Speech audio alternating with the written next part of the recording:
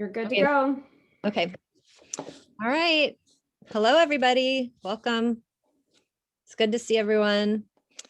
All right. Good evening and welcome to the April 14th, 2021 Mercer Island Arts Council regular video meeting.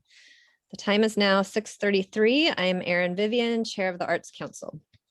In accordance with Proclamation 2028-11 and the Governor's Extended Safe Start Order, tonight's Arts Council meeting is using video conferencing technology provided by Zoom. The video of this meeting is being broadcast live via Zoom and will be uploaded to the city's YouTube channel later this evening. City staff Sarah Bluvas, Council Member Salim Neese, Consultant Emily Moon, and MyVol Liaison Carol Whitaker are participating in tonight's meeting remotely. Other public audience members may be listening to the meeting by telephone or via the internet. Welcome to all and thank you for joining. Board members, can you please ensure that your microphones are turned on for the roll call? Okay, Erin Vivian, Present. Amy Barnes, Anu Amy, Meha, yeah, sorry.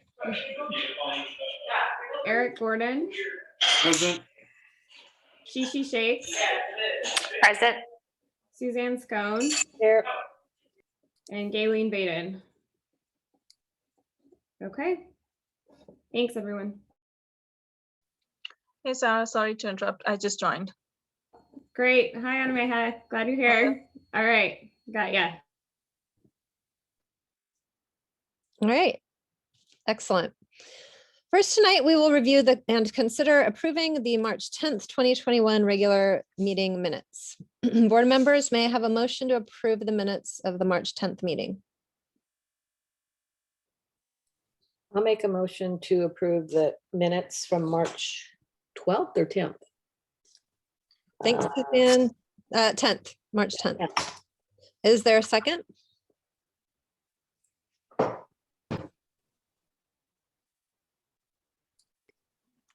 I second. Thanks, Shishi. Okay. There's a motion by Suzanne and a second by Shishi. Staff, please conduct a roll call vote. Hey, Amy Barnes, Anu Meha, Approve. Eric Gordon. I wasn't at the meeting, so I can't approve it, can I? You can, you just Okay. can't move to approve it. Okay, approve. Okay. Shishi Shakes, Approve. Suzanne Scone, Approve. Gayleen Baden, and Erin Vivian. Approve. Great, thank you. All right, the motion passes and the minutes are approved. Tonight's agenda will not include in-person public appearances in accordance with Proclamation 2028-11 and the Governor's Extended Safe Start Order.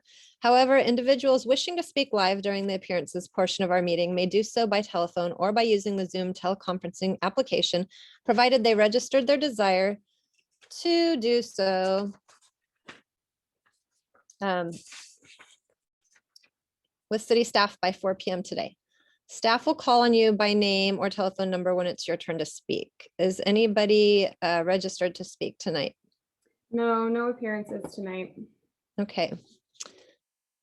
Our first item of regular business is to continue the discussion about arts reset planning, which is part of the city's overall effort to develop a reset plan for recreation, the Mercer Island Community and Event Center, and arts. Tonight, staff will provide an update on the overall reset planning process. In your agenda packet, you also received a draft of the proposed 2021 Arts Reset Plan, which staff request feedback on tonight. We welcome Sarah Bluvas, Economic Development Coordinator, to lead this discussion. Consultant Emily Moon is also here to add context and answer questions as needed. Sarah, go for it. Okay, I'm gonna share my screen. Hold on just a second. Okay, can I get a thumbs up if you can see it? Awesome, okay. So 2021 Arts Reset Plan, still chugging along. We've had some kind of major plan progress and updates since the last Arts Council meeting. So I thought it would be helpful to kind of run through that progress really quickly and then talk about budget requests that we're taking to City Council next week as part of the overall Recreation, Community Center, and Arts Reset Planning agenda. So back on March 10th, we had a discussion about immediate action plan, and you all requested that staff and the Arts Council officers go away and kind of refine a specific budget proposal to present to the full Arts Council at this meeting. So Erin, Amy, Salim, and I met on March 19th, and we discussed 3 project areas. These shouldn't be surprising or new because I think they're the 3 major areas that we've been discussing over the past couple of months to reintroduce or bring back at some point this year. So offering a limited Mostly Music in the Park concert series, reopening the indoor gallery at the community center, pending the reopening of the community center, of course, and then coordinating a community arts project focused on the community's unique COVID-19 experience. So a possibility of starting with art making this year and then maybe culminating in a larger project down the road. And we can talk more about those 3 projects later tonight, but I just wanted to present them as a reminder first. And then on March 22nd, King County entered phase 3 of the Healthy Washington Roadmap to Recovery Plan, which provided a lot of different flexibility for businesses and activities to resume, including resuming outdoor events in some capacity. And we'll talk a little bit more about that later too. And then on April 1st, the Parks and Recreation Commission endorsed the accelerated phase 1 reset plan for recreation and the community center. We included the draft of that document, that phase 1 accelerated plan, in your agenda packet. And the one thing I want to call out is that with the accelerated piece of this phase, it does allow for reopening the Mercer Island Gallery. So things are kind of trending toward moving a little more quickly to resume some services, and Arts Council services may be or can be included in that. And then finally, next week on April 20th, the Parks and Recreation Commission is conducting a joint study session with City Council, at which time they will discuss the Recreation and MICC reset plan. Included in that is a slide about the arts services that we're interested in bringing back online. And then in regular business, there's going to be an appropriation request for funding. So I kind of wanted to just set that timeline up for you.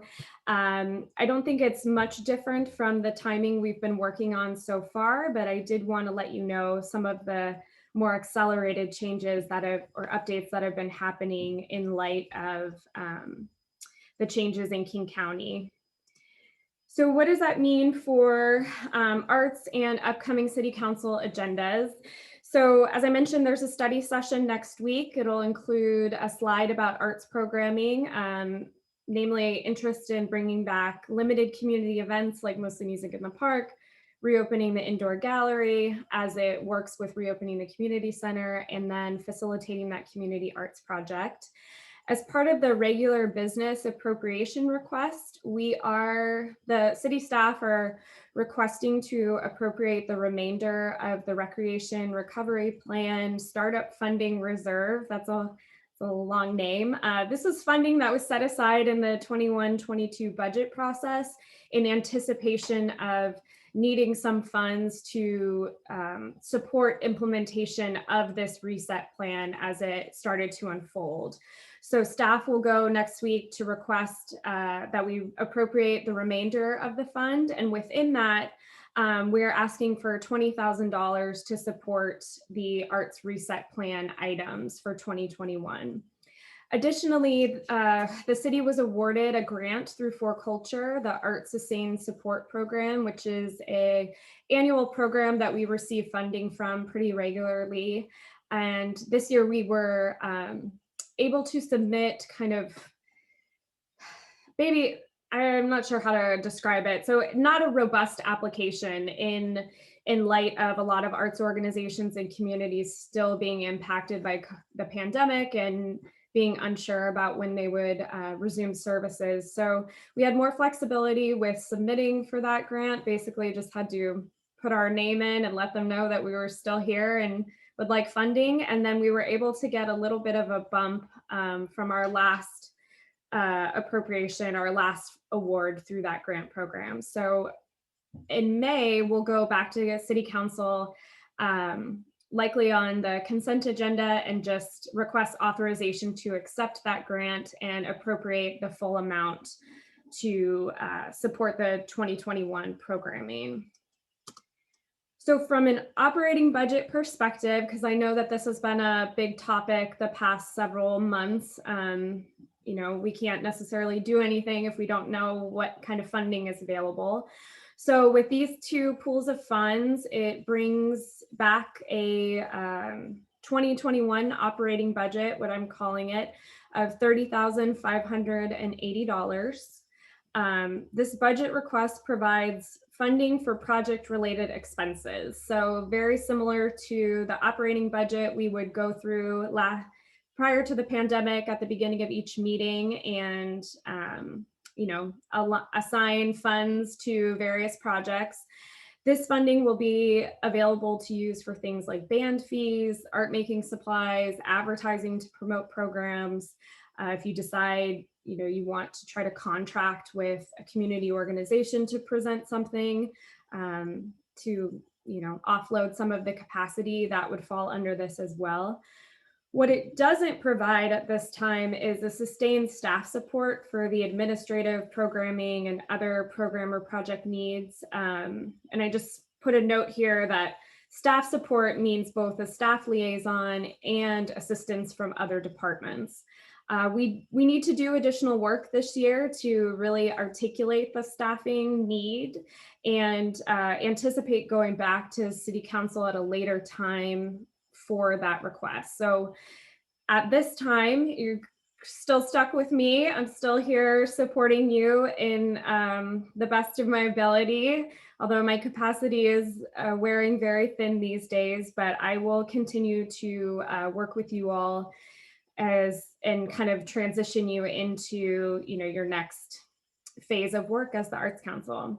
And then the other piece is that this budget doesn't provide operating funds beyond 2021. So this is a one-time funding request, appropriation request. And what that means is that we will need to go back to City Council later in the year when they go through the process of amending the biennial budget. That's usually, I think, kind of later second half of the year, Q3 or Q4. So I anticipate that there will still be a lot of work that we'll be doing in terms of the reset plan, you know, through the summer to work up to that ultimate goal of sustaining some more staff support and project funding going forward past 2021. So before we kind of go through the updated draft arts reset plan that was included in your agenda packet, I do need your approval essentially to approve this arts reset financial resource plan that I've outlined here, the $20,000 request as part of the recovery resource request that's happening next week.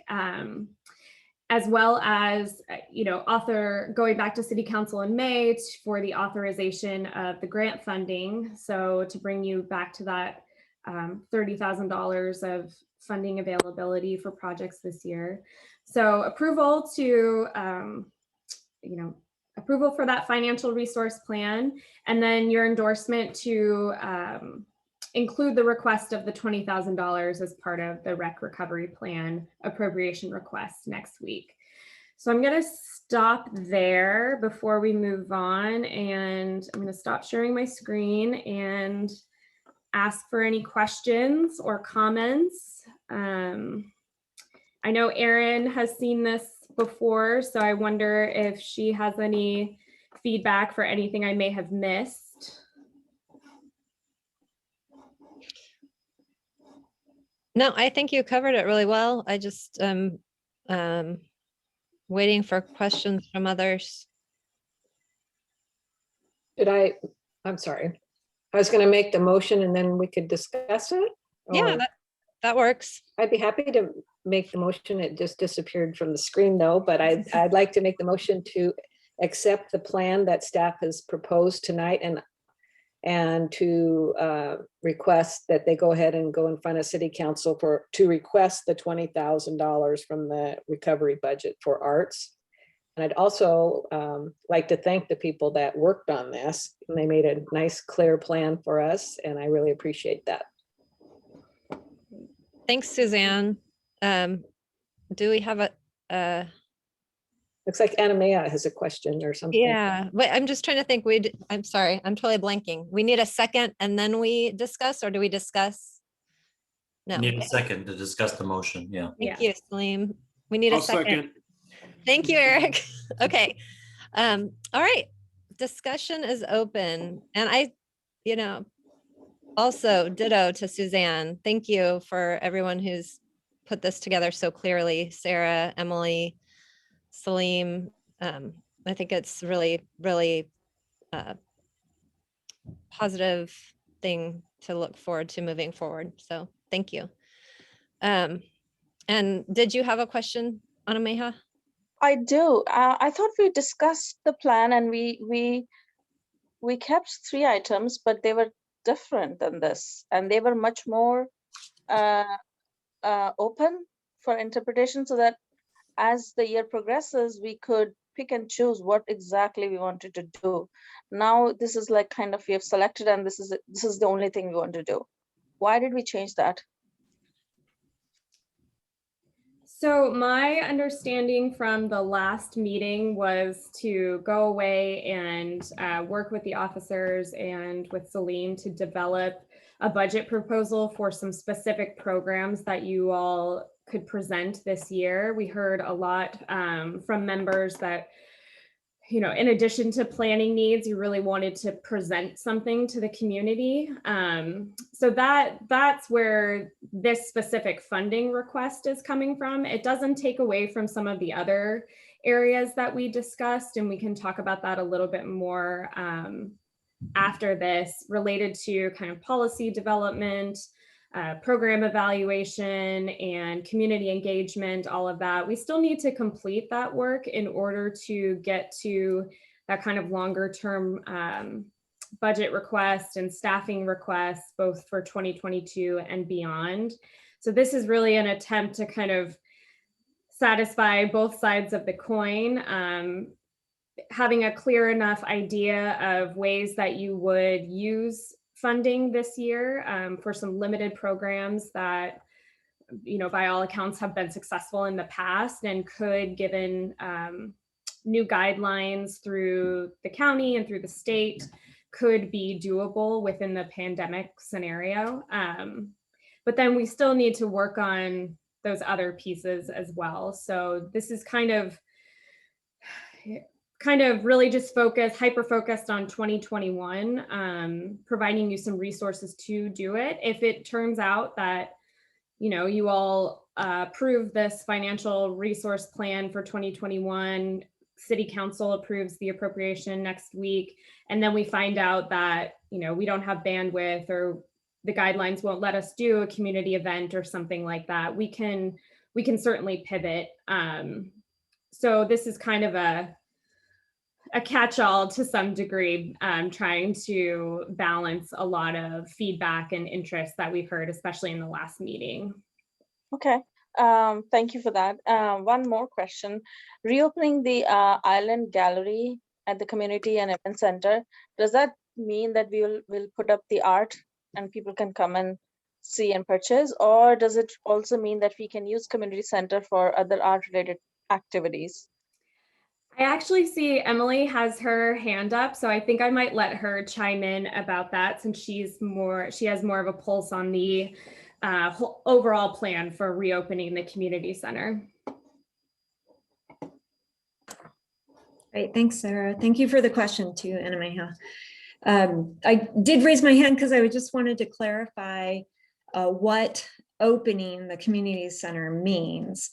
We have a phasing plan for restarting on recreation, and the first phase, if council gives its approval of that on the 20th, would involve opening the facility for some limited use. So it wouldn't be open per se for that first phase to general public to just walk in. And one of the primary reasons for that is we are still operating under some occupancy restrictions. And if you've watched the news in the last week, you know that 3 counties went from phase 3 back to phase 2. So we all just still need to be cognizant that that's a possibility. So in the first phase of the rec reset plan as proposed, the activities that would be happening in the community center would bring members of the general public in. They would be able to see the art, and I'll explain kind of what those populations might be. But the facility wouldn't be open per se to just come and hang out. Anyone can come and hang out because we'd be trying to control the occupancy to some degree. Also, as programs are wrapping up for their specific time slot, we won't be encouraging people to spend the rest of their day hanging out at the community center again, because the next program, the next wave of people might be coming in, and we have to control the occupancy. So the groups that will be in there this summer are largely summer camp related. So think parents and kids. And then beyond summer or toward the end of summer, we expect we're going to have some facility rentals. So there may be special events like a wedding, for example, that might be able to take place at the community center. There may be some limited gymnasium rentals by groups, sporting groups, for example. And then beginning in late summer, early fall, the facility will be open for some drop-in activities, primarily in the gym and the fitness center, and a few other rentals and other activities. But the programming, additional recreation classes, for example, are not foreseen to be offered in that first phase. And general come all kind of access to the facility isn't anticipated in that first phase, which takes us through the end of the year. Some of that's dependent on where we are with the pandemic, but a lot of it is also dependent on the staffing level in the building. We're not asking for all the staff that was there when the facility operated kind of on a full-time basis before the pandemic. So we're building back bit by bit. Okay. So I hope that answers your question. Yeah, it does. Thank you so much. Really good.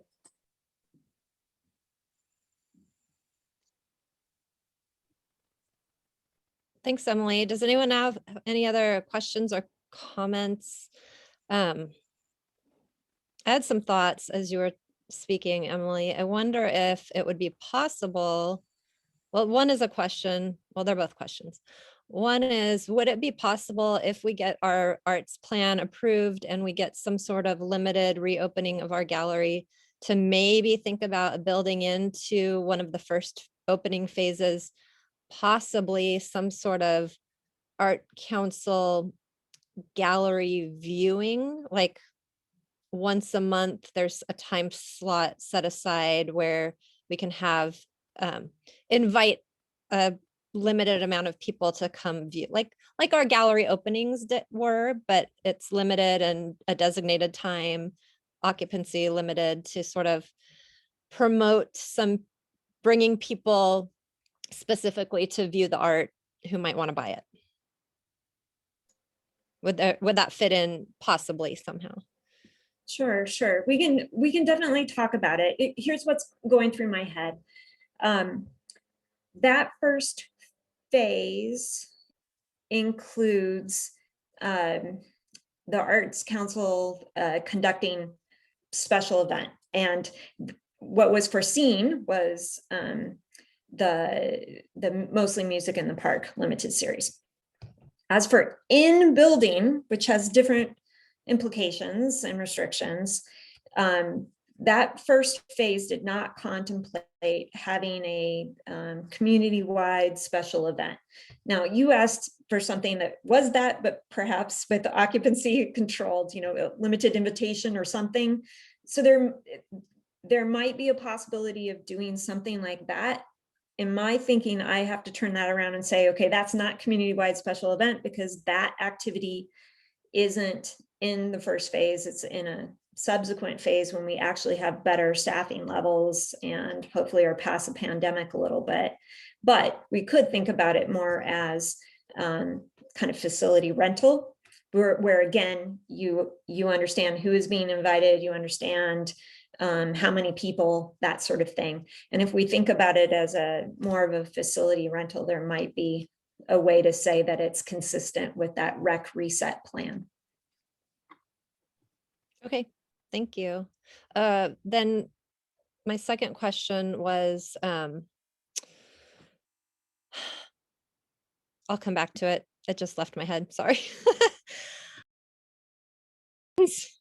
Sorry, my son was trying to come in the room and I got distracted. Pandemic Zooming. It'll come back to me though. Somebody want to save me? Ask another question. I have a question. Thank you, Shishi. Sarah, if we could go back to the slide that you showed us, the proposed funding.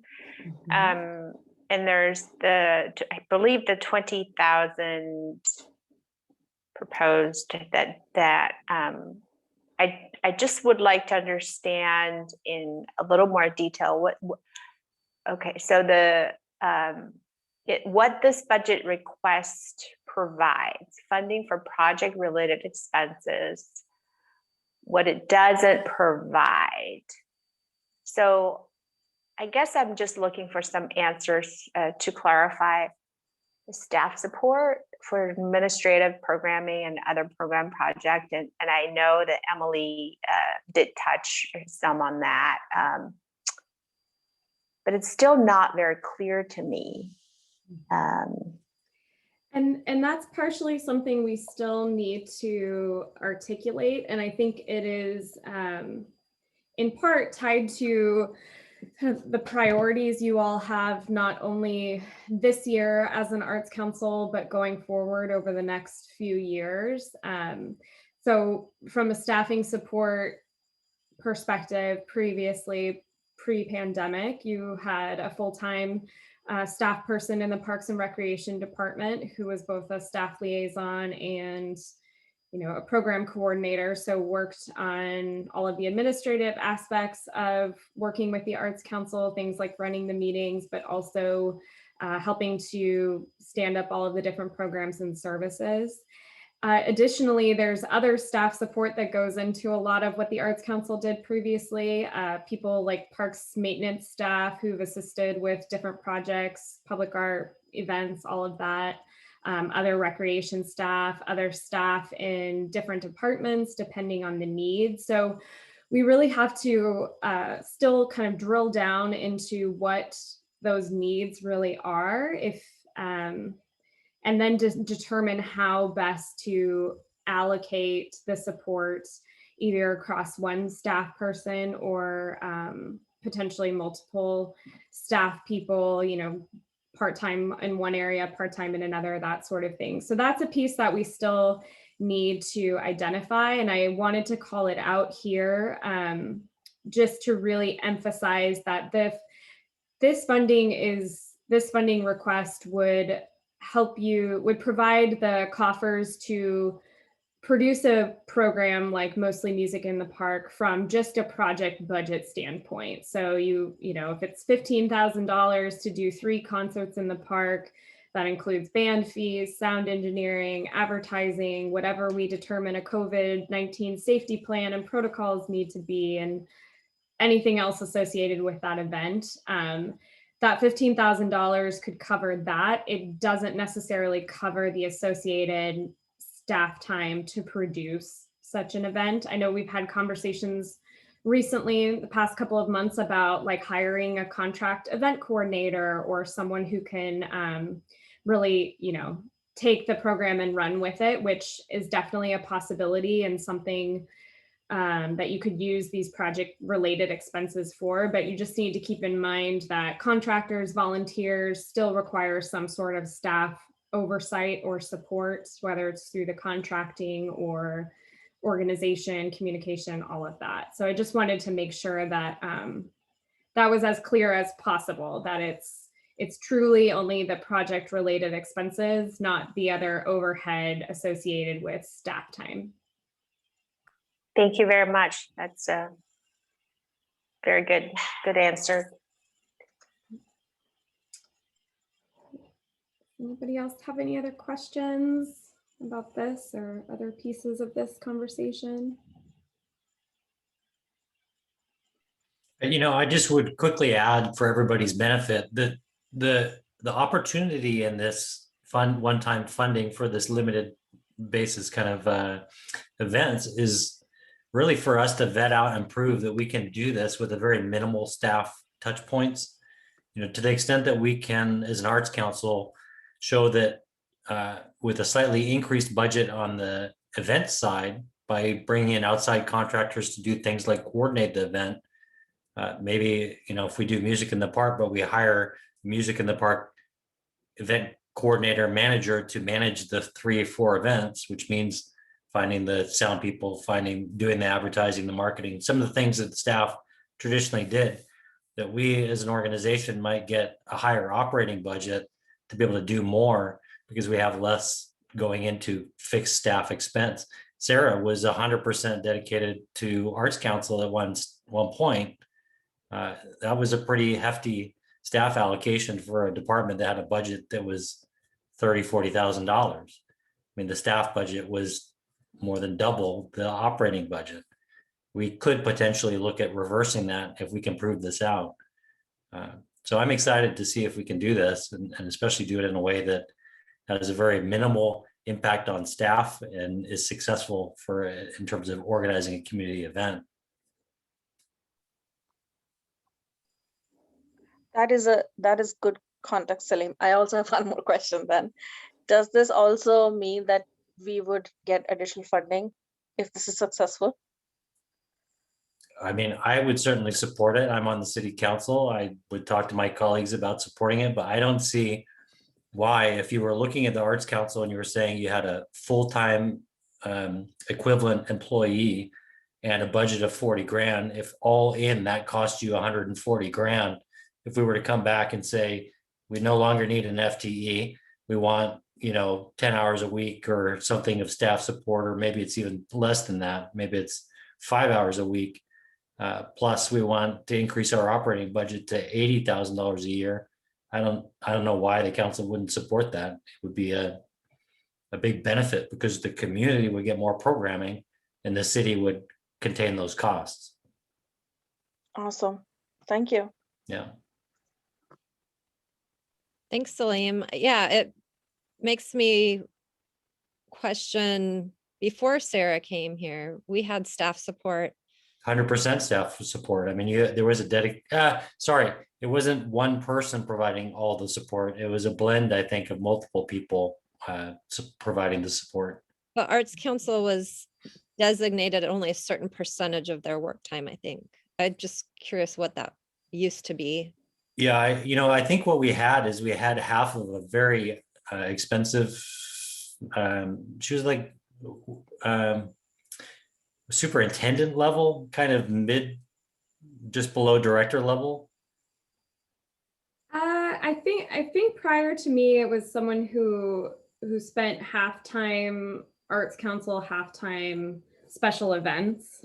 Yeah. And then when that person left is when the department looked at splitting it into 2 positions and hired the arts position first. But yeah, I mean, to that point, I think in the past as well, before I joined the Arts Council, you all had a staff liaison, I think also some admin support. I Yeah. remember Eileen had attended the meetings and helped as a scribe and everything. I know Diane assisted with a lot of things as well. So there's opportunity to consolidate that or maybe go back to that type of model again, depending on what the priorities are and the need in order to, you know, pull off those priorities.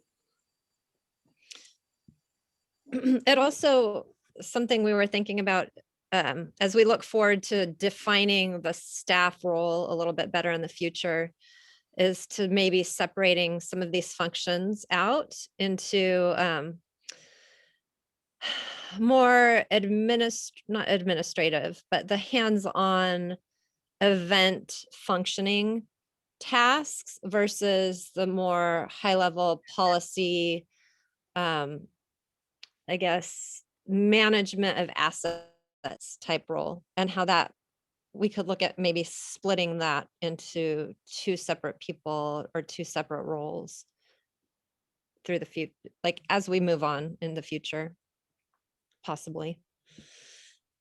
Yeah, and I think a lot of the discussions that Emily is going to facilitate on the direction of the Arts Council and how the Arts Council deals with things like capital asset preservation and just some of the mechanical components that are less eventish, how that pans out will dictate a lot of those costs. But I think you're right. You're right to think about the staff component, the fact that as soon as you take on a staff position, that staff person is going to have cost of living increases. There's going to be raises. There'll be promotions. You know, the cost can really grow on you as an organization. And that, I think, in large part is a limiting factor on our operating budget, because there's only so many dollars that can go to the Arts Council. And if it's eaten up by staff, it's going to be taken out of programming.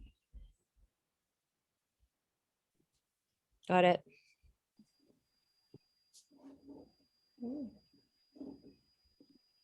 Any other questions? Erin, did you remember your question?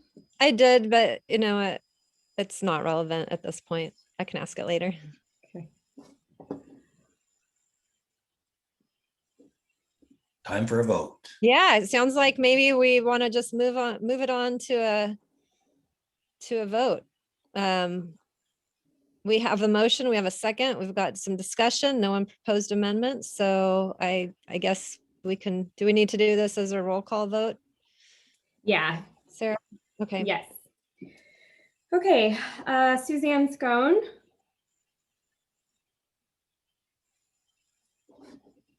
Yes, I vote yes. Okay. Eric Gordon. Yes. Anna Meha. Yes. Galen Baden. Amy Barnes. Shishi Shakes. Yes. And Erin Vivian. Yes. Okay, thanks team. Okay, so the other part of this conversation, I'm gonna share my screen again, so bear with me. Okay. Okay, so the other piece, and we've kind of already talked through this a little bit, but I just wanted to reiterate, since this was the agenda packet was the first time you all were seeing kind of a refined document outlining a 2021 approach to the Arts Reset Plan. So the brief document that was included in your packet, hopefully everyone had a chance to look through it. It outlined 2 areas of work, the immediate program offerings, and those again are the projects that can be supported by the operating budget that we hope to secure in the next week or so following City Council, and then a long-term reset approach. And that kind of alludes to Anna Meha's questions earlier about, you know, some of the vaguer or bigger picture items that we've been talking about. There's still a need to continue that planning process as we look ahead long-term. And of course, staffing and resources beyond staffing are all going to be tied into that conversation. The work area overviews outline very brief project descriptions, estimated project budget, and possible staff assistance needed to implement, all, things that continue to be refined and can be adjusted. And for tonight, as it relates to this document, I'd really just like to get some more feedback. We may already have received most of the feedback on this tonight based on the previous discussion, and then identify a couple of individuals or direction to head in order to start tackling some of these items. So kind of move beyond just some of the planning and more of the doing piece. So we've already talked about the immediate program offerings. I just wanted to throw this up there for public record as well. So mostly Music in the Park limited series, reopening the Mercer Island Gallery as it aligns with bringing the community center back up and running. And then community arts project that could engage the entire community as well as partner organizations. And then for the long-term approach, we've talked a lot about, again, programming and program evaluation, policies, the public art collection and everything that relates to that, and then staffing. So the hope is that we'll develop a reset strategy for the next few years that addresses those areas. With the goal of presenting a flexible work plan to City Council. Again, keyword flexible.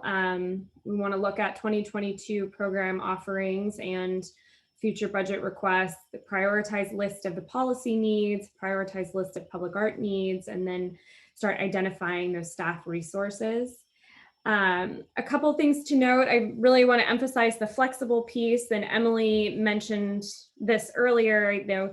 We're in phase 3 of the healthy roadmap plan, but there's always a possibility that things can change. So we have to remain flexible and open, have some contingencies, have an ultimate idea of where we want to go, and then if we need to adjust how we get there based on what is feasible or what is allowable under different restrictions, then I think that is going to be the best way to get us there. So how can we accomplish this? There's a few different ways. We've been doing these working study sessions as a group, using regular meeting time to conduct working sessions.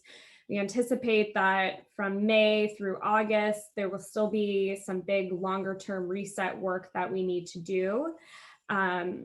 I know that in the past, working with a subcommittee to steward kind of one-off planning projects like this has been really successful. I'm thinking about the Aubrey Davis Park Master Plan project and how we were able to accomplish a lot of work in a short amount of time in order to get that through.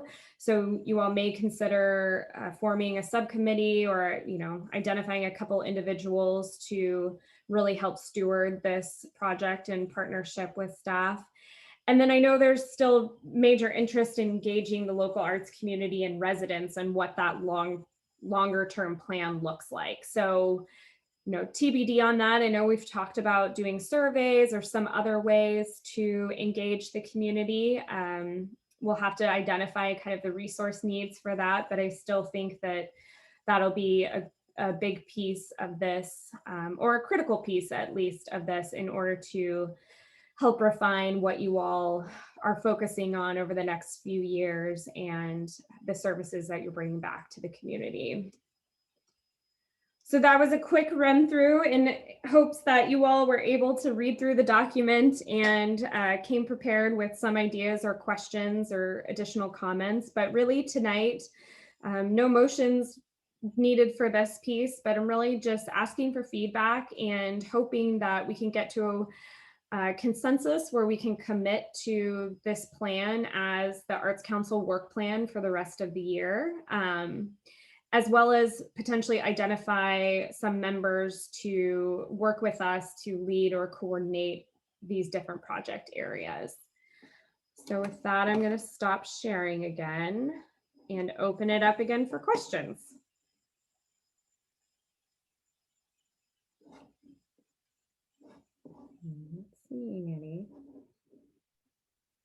If there's no questions, my idea would be to go one by one, round robin, and see if anyone has an interest in one of the three areas and saying, I'm going to focus on this one. If we could get 2 to 3, I mean, I guess that would be overlap because we only have 7 people right now, but at least 2 people per area, then we could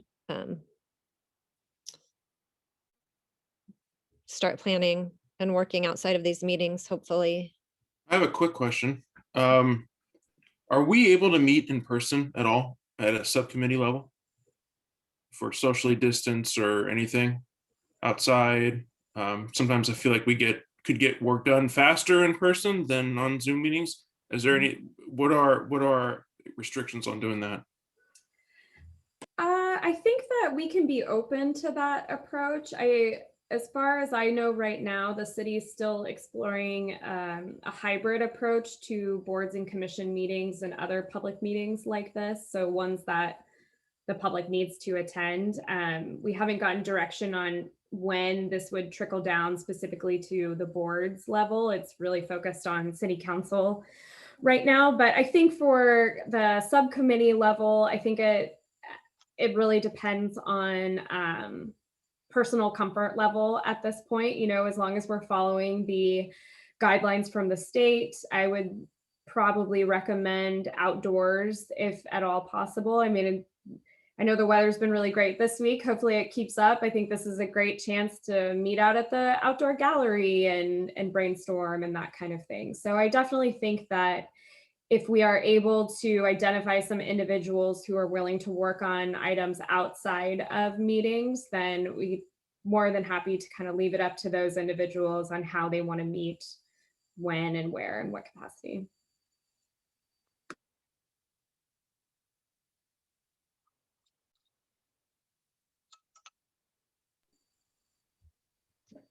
Sarah, could you show us the the list again?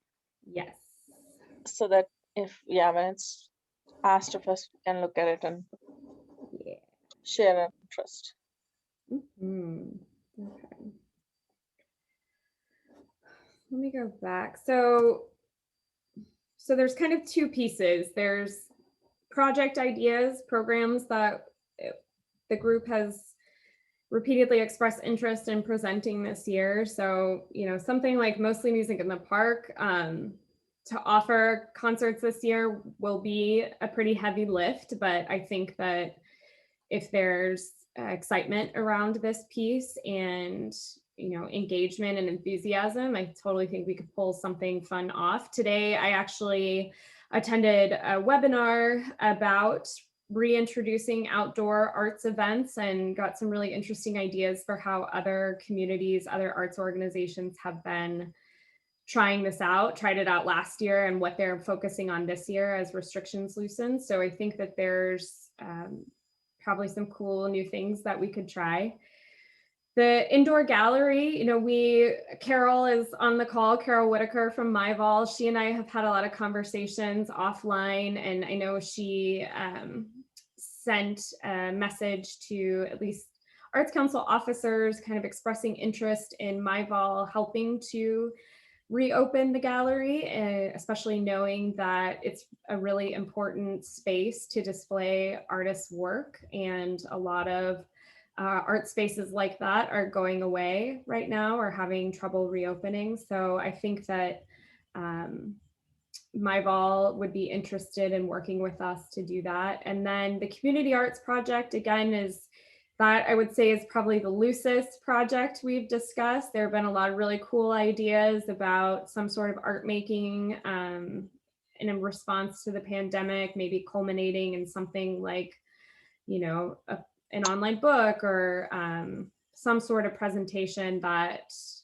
can extend beyond just the art making piece, but there's still kind of it's very nebulous at this point. So I think that would take some enthusiasm and commitment as well. And then the longer term piece, I mean, this is the planning and the policy and that kind of stuff that I know doesn't get a lot of people excited, but I think continuing to go through this process will only help set up the Arts Council for success. I know that one of the concerns right now is recruiting members, knowing that we have a couple vacant positions, and having a plan in place, a vision of where you're going to go over the next few years post-pandemic, I think can be a really great way to recruit new members who are interested in helping you implement that plan. And of course, a lot of things related to the public art collection, knowing that seems we have thefts and vandalism right and left right now, so we really can't ignore that asset anymore. Not to say we've ignored it, but I think it needs some more attention right now. So those are kind of the big pieces. Can I give my vote? Go for it. I'll take the long-term one. Okay. Like, what does the future look like for Arts Council? I'm happy to do that non-glamorous work. Thank you. I'll chime in too, that I'm happy to join into that one as well. But also I'd love to sign my name onto the community arts project. I'm going to jump in then while I can. I like the policy part too, and the arts project, the community arts project.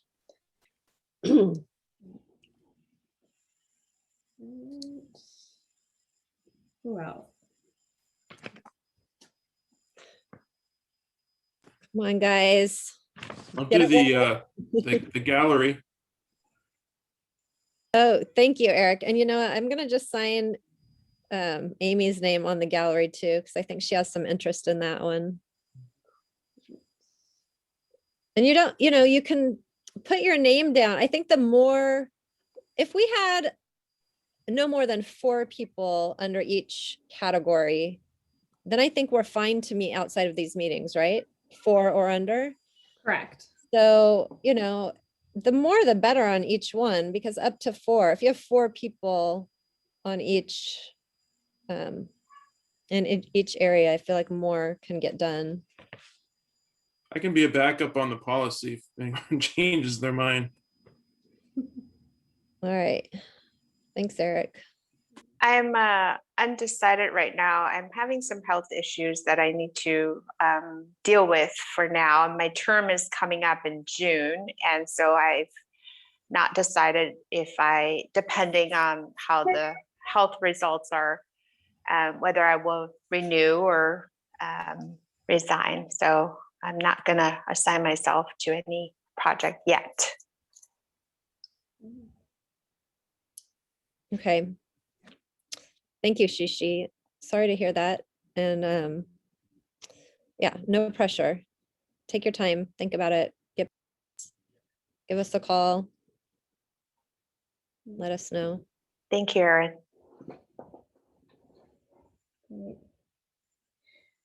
Well, I think this is a really big step in the right direction. So thank you, everybody, for your willingness to help out in a more concerted way with some of these things to get them going.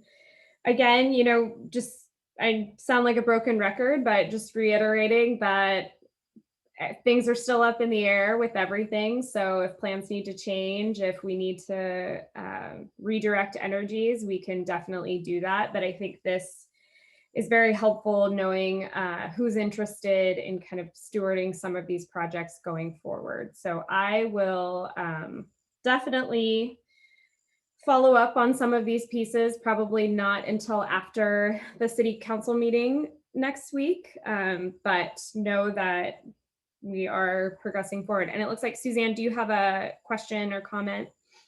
Yeah, I do. Let me get my hand down. I'm just thinking about the concert series. I mean, that really takes a staff person. I mean, that's not something that a volunteer can be, in my opinion, be expected to really organize, search out these agencies that we think that are out there to put on these events and sign contracts and vet them and you know, I mean, that's, you're talking a really big job, and I just wondered what our thoughts are, or what, when your subcommittee, you know, conceived putting on these 3 concerts with outside vendor, what your thoughts were about that, how to get that off the ground and managed without a staff person. Well, let me just chime in, because I think that there was a lot of thought around potentially Matt, who was formerly on the Arts Council, who ran the music in the park, engaging him to see if he would do that as a third party. He was, you know, pretty routinely reaching out to artists, getting contracts, hiring sound people. You know, the staff was handling contracts, but if we did the whole thing under contract with Matt, that would be a possibility. But we do need somebody to talk to Matt about that. So it'd be nice if somebody could volunteer. I see Erin's got her hand up. Your hand was up. Scratching my head. And if it's not Laughing Matt, at- is somebody there needs to talk to Matt about that. I think that's a great idea. But a second so is that idea? accurate or- though? Like, did Matt really do? I don't know, because I was never involved in putting on mostly music in the park. I've only volunteered to help select the bands, which I know was done heavily by volunteers, and that was run by the volunteer chair. But as far as actually hiring the sound people and all the logistics behind everything, aside from choosing the bands, did that person actually do all that? Do you know, Sarah? No, those pieces, like the actual logistics, primarily fell on staff. So there's still, it would definitely need to be a hybrid, or, you know, or figure out a different way to do it. I will say, the sound engineers that we've used in the past, they've already reached out to us and are very interested in working with us again this year to produce something. So I know that some of those pieces could fall into place maybe a little more easily than others. And if, you know, Matt is someone who could help secure bands more quickly, I think some of the other pieces we might be able to work into other staff, kind of the staffing plan altogether. So I don't think it's out of the realm of possibility. I think it will be if there's hesitation or there's concern that the Arts Council as a body doesn't necessarily want to take on something like a community event, or, then scale it back. Then let's first think about scaling it back. So maybe we commit to one community event this year, because that still seemed like something that people were really interested in. Maybe we think about like some sort of hybrid or something like that. So I think that nothing's set in stone.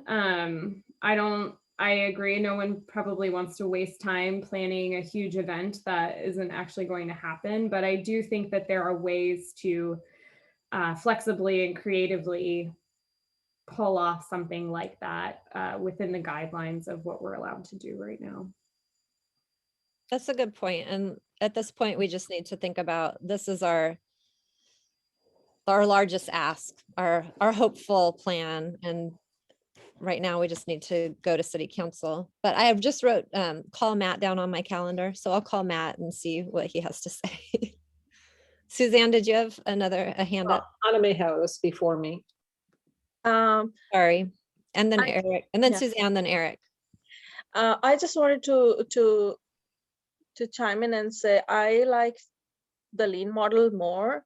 Like, even though staff was heavily involved or we had volunteers doing stuff, I like Salim's idea that let's just do it like the contractor way.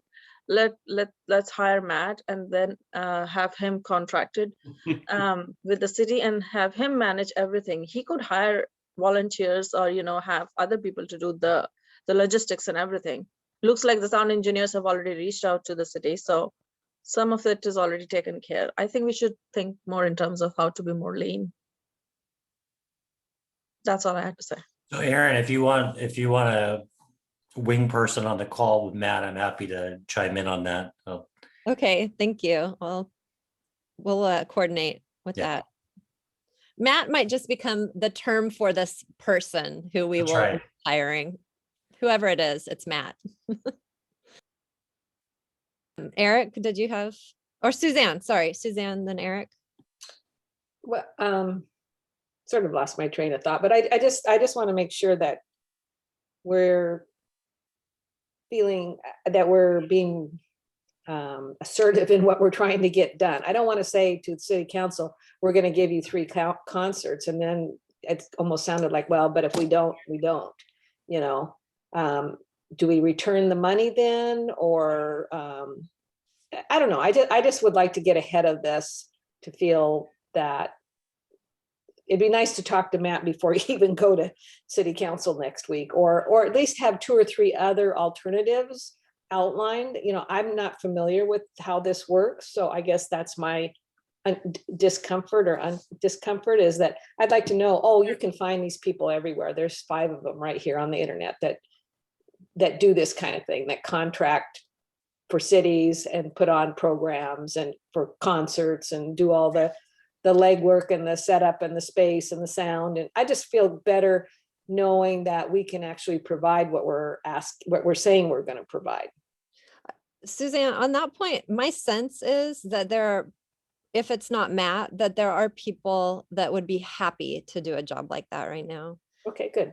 I mean, I talked with a friend of mine whose husband has not been employed for a year, who worked for a company that put on events like this. Fabulous. They're looking like I mean, not that for his situation, but I mean, that's good to hear that those kind of people are out there. I'm just not familiar with it. It's just my sense. So I don't. And I just think we got to get going on it, is my point as well. I understand. I'll say from a sequential perspective, it's very common for funding requests to come to the council to approve them, staff to go out and then find out they either couldn't get a contractor, didn't have time in their schedule to go implement a consulting agreement or engagement or project, and then funding just returns to the general fund. That's why we have general fund surpluses, is there's a lot of work that gets put out to do, and there's just not enough hours in the day to do it.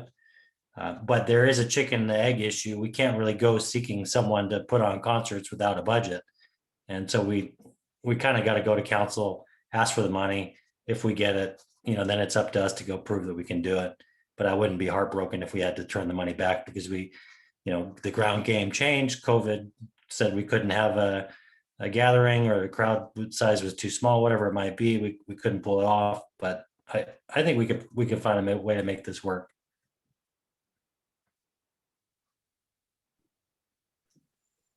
Thanks, Salim.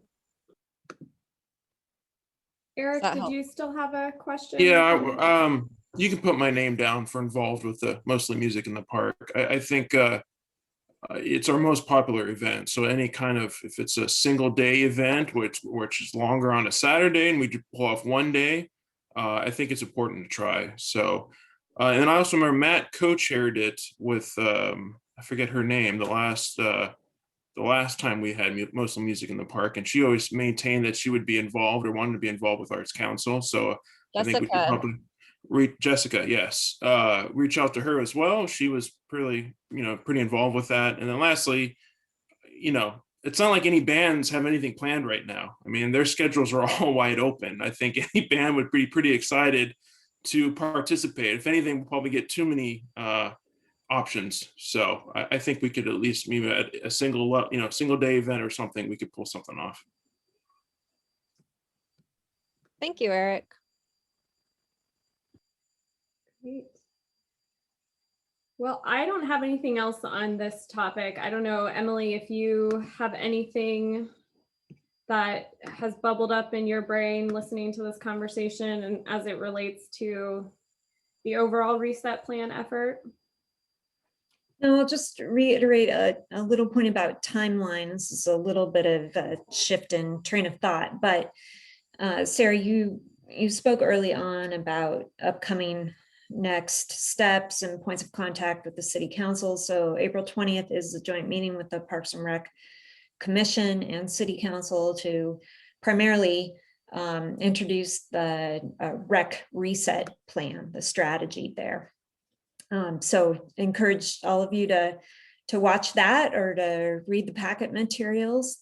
Following that, at some point in May, maybe the second council meeting, I believe that's May 18th, we're anticipating that rec staff will return to city council to finalize that rec strategy, take any comments that were received from the April 20th meeting, and hopefully get council's endorsement of the rec strategy.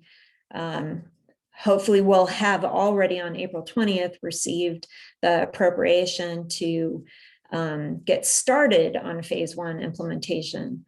May 18th, I would expect that we are returning to ask for additional resources to be able to fully implement that first phase of the rec and community center reset plan. And then I would anticipate the next touch point will happen in late summer, maybe early fall, when the city is starting to talk about addendums to the biennial budget. So that's the moment in time where we will have to express the 2022 game plan and resource needs for recreation, community center, and arts.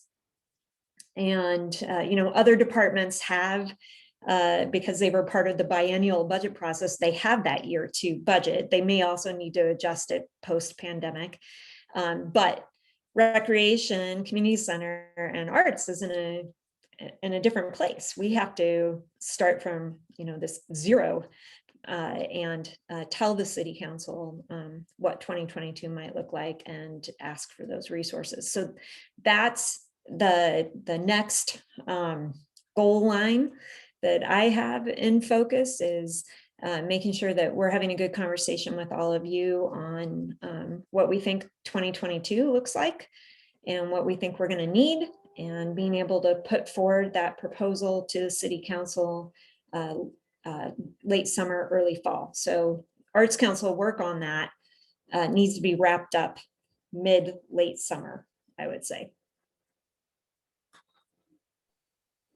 Great. Thank you. Thanks, Emily.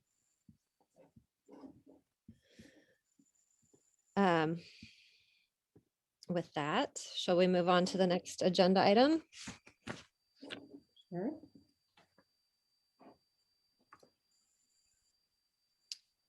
Which is, oh yes, officer positions. Our second agenda item is to discuss the 2021 Arts Council officer positions. And at the December 2020 meeting, we voted to extend the officer appointments until April 2021. Tonight, we either need to extend the appointments again or elect new officers for the rest of the year. Board members, the floor is open for discussion. Please raise your hand to share input on the 2021 officer positions.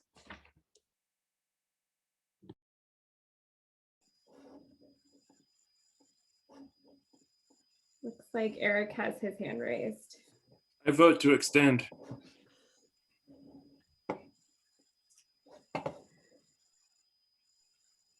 I also agree.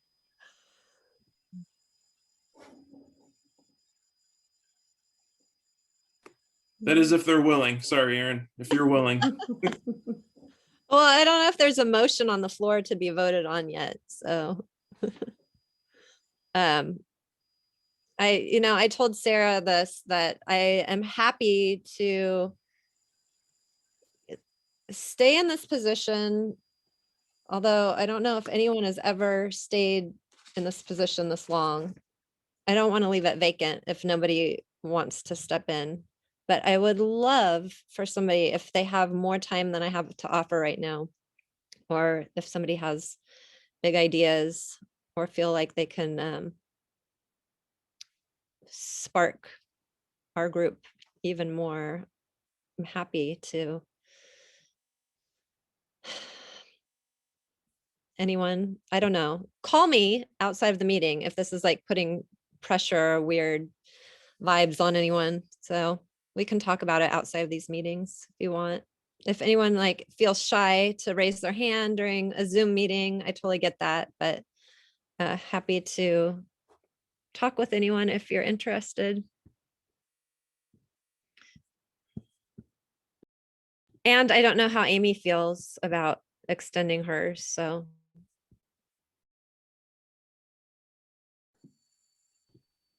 All right. I don't know what, Sarah, do we need to make a motion on that? What? Yeah, you do need to make a motion if you want to, since Amy's not here tonight, and I know she wasn't able to attend the last meeting either when we were bringing this up. So you could, move to extend for another month in hopes that Amy will be able to attend in May, or that we'll be able to talk with her offline about her interest. And that way, if she's not able to attend in May again, then we at least have an idea of where she's leaning in a direction. But All right, so I'd like to make the motion to extend the leadership roles till the next meeting. And hopefully there can be some conversations with those that are interested in the background before then. Thanks, Suzanne. There's a second? I second that. Sarah, I agree with what you suggested in terms of reaching out to Amy and at least get an idea of what she's interested in doing or not doing. And just to add some additional context to this, the period of recruitment for vacant boards and commission seats in general is kind of opening right now. We would hope that with all of the marketing and the communication that the city does around, design commission, planning commission, and all the commissions, that there would be renewed interest, or at least refreshed interest in the open positions in the Arts Council. We would get some new members, and having some seasoned leadership on the Arts Council to transition through that would be very important. But I think there will be new blood in the organization. Yeah, in that same vein, I encourage everyone to reach out to people if you haven't, or follow up with people you think that might have interest. So 100%. Also, just to mention as well, that normally with these officer position votes, we sort of reshuffle the committee chairs, sort of our traditional committee chairs, and we haven't done that through the pandemic. And what I suggest on that is to just hold off on those and focus on these 3 to 4 areas that we've been talking about, instead of focusing on switching those roles as well now, if everyone feels like that's a good plan. Do we need a second and a vote on this, or do we just go with taking it to the next meeting then? Let's see, she seconded, so there is a motion on the table. Yep. To extend to the next meeting and continue the conversation then. Do you need to do the roll call vote then, Sarah? Yeah, if there's no more discussion, which it looks like no more hands raised. Okay, Eric Gordon, Yes. Suzanne Scone, Yes. Shishi Shakes, Yes. Amy Barnes, Gayleen Baden, Anameha, Yes. and Erin Vivian. Okay. Okay. All right. Thank you. I think one thing too that both Salim and Erin kind of allude to as well is just the idea of secession planning. I think in normal years, there's been more of a clear delineation of kind of who's queued up to be vice chair and chair and all of that. So I do think that's something that we need to address going forward, in addition to the recruitment, just to make sure that you all are, again, set up for success with leadership and volunteer support going forward. So I made a note to include that in the long-term reset conversations that will continue. Great. Thanks, Sarah. All right, third agenda item is to receive an update from the staff about public art and other city projects. Welcome back, Sarah. This is your item. Okay. Hold on just a second. I just have a few quick updates. We're cruising through this meeting, everybody, so I'm gonna make sure we stay on task. Okay, I'm going to share my screen one more time.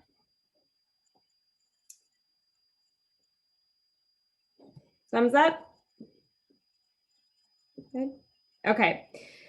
So just really quickly, a few updates related to public art and art elements for community projects. So the Design Commission is reconvening next week to review an updated packet of materials for the Xinghua project.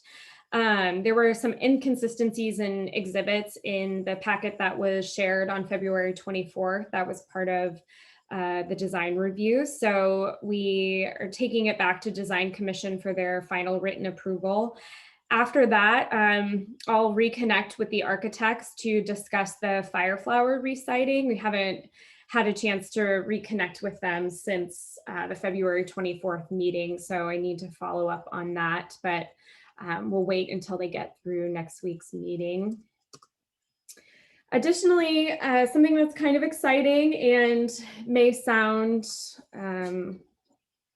like, why are we talking about new projects when we have all this other planning work and everything we need to do? But I didn't want this project idea to fall to the wayside. So I received an inquiry back in January from Joy Hagan, who is an artist in the Seattle area. She actually shares gallery space with Claudia Zimmerman from MyVol. So Claudia connected her with me. And Joy is an artist who signed on to participate in a project called A Tipping Point, which is a collaborative project that was created by Jill Drelovich. She's also an artist in the Seattle area. And I have up on the screen kind of the information from the call for artists, really asking artists to reflect on the idea of a tipping point, which I think is so relevant always with the countless things that are going on in our society on any given day, but especially in the last year as we've been collectively going through this pandemic. It's a really interesting idea to explore, and also the idea that a tipping point is often perceived as negative, where it forced change on someone, but it can also be positive. So Jill put out a call for artists to respond to this idea and ask them to create projects using fiberglass fan blades that were originally designed for the cooling towers of an abandoned nuclear power plant project. So there's also an environmental aspect of it. All of those kind of activism related ideas.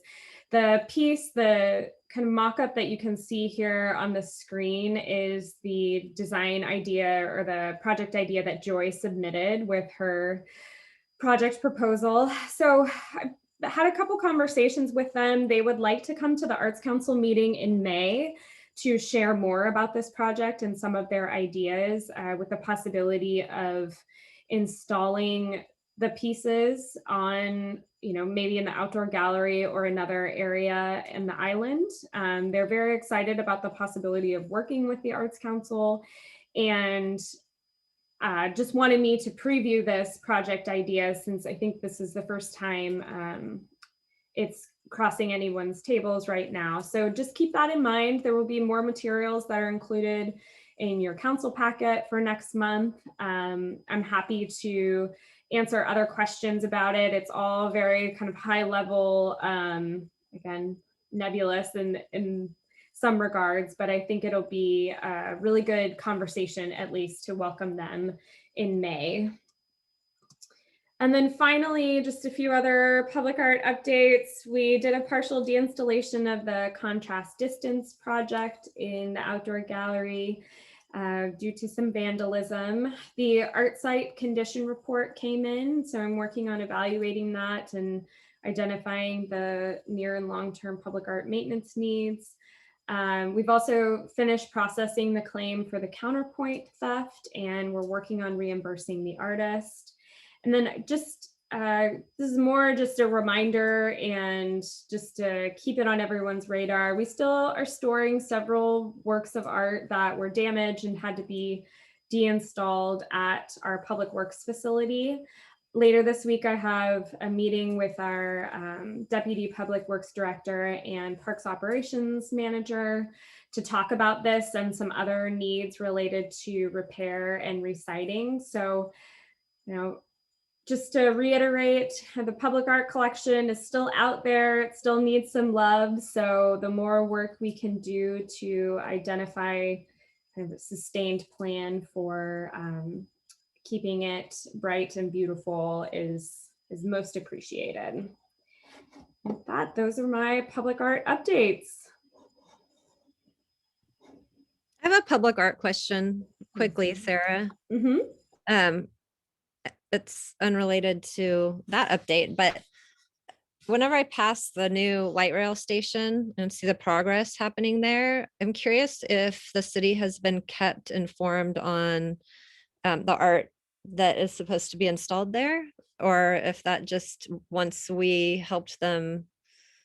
I mean, this was a long time ago. I don't know if we really helped them say yes or no, but there was a little committee formed that joined them in discussions. If that's just out of our hands now, or do they give us art updates at all?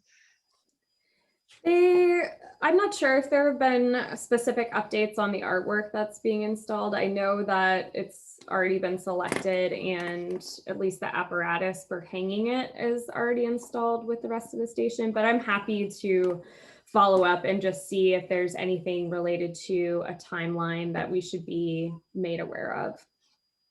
Okay. Just more out of curiosity. And once that is installed, that is considered part of their collection. It's not part of our collection. We don't have any sort of liability for it, or. Correct. Yeah, so that would be part of Sound Transit. I think it's called START, Sound Transit Art is what they call their collection. So it would be part of, they're solely responsible for it. Okay. Suzanne? I have a question maybe Celine can answer for us.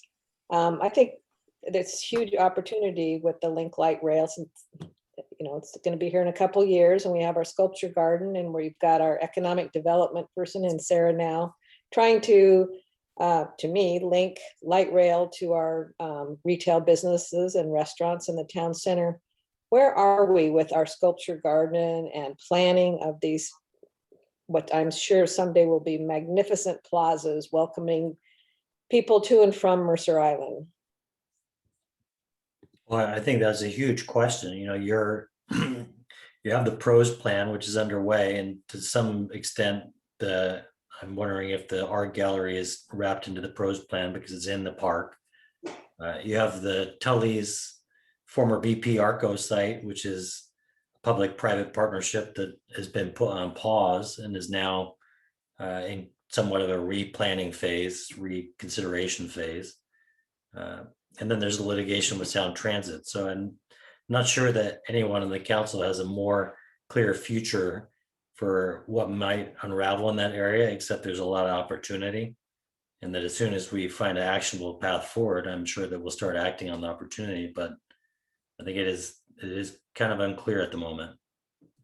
Is it possible that now's the time to do some comprehensive community engagement to see how they would like to see this all come together, since that usually takes a couple years to do?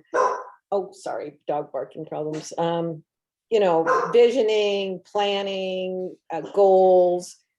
It seems to me like that's when we'd want to start it, or we'll have the Link Light Rail working and we'll just have, I guess, no plazas or nothing there. Well, I wouldn't say that, and I wouldn't be. I don't want to blow off the question that you're asking because it's a good one. I think Sarah could probably look to the rest of the city staff and see which processes are already underway that might touch that. I don't really know how involved the pros plan is with the Greta Hackett. It may be that it's already wrapped into that public engagement process, which is significant and ongoing. And maybe that's the place to deal with it, but maybe you could come back, Sarah, and give us a little bit more information in the next meeting.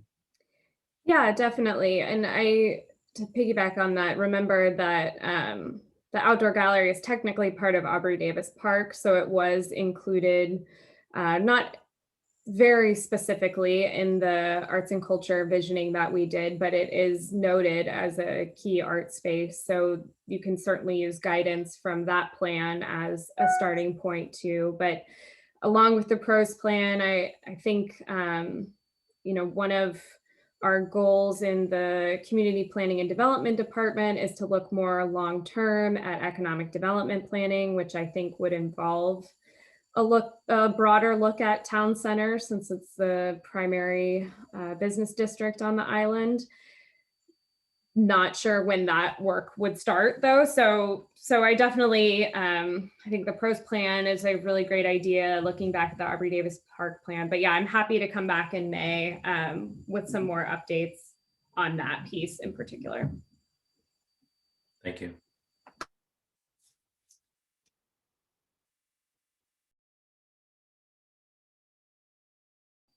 I'm looking for more hands. Does anyone have any other questions for Sarah?